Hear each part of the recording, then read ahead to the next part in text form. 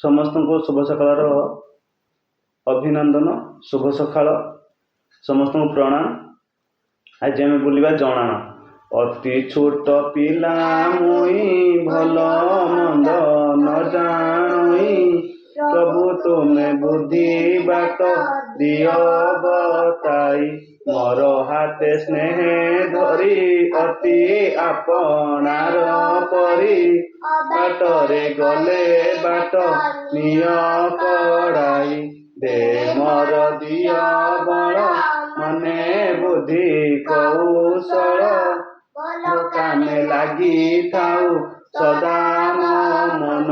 दुखी रंकी प्रतिवेशी तथा बंधु व पड़ोशी, सेबारे रत हेउ मोर जीवन। शुभ कामे देवी लय पापकु करिबी हेय, ज्ञान अर्जिण मुई हेबी पंडित। धन जा अर्जिबी दुखी हस्ते समर्पिबी, बेले करिबी मु परर हित।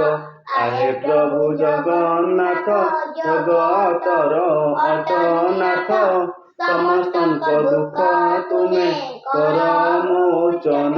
मोर दुख दूर कर विपद आपद हर, दिव्य आनंद रे भरी दिय जीवन।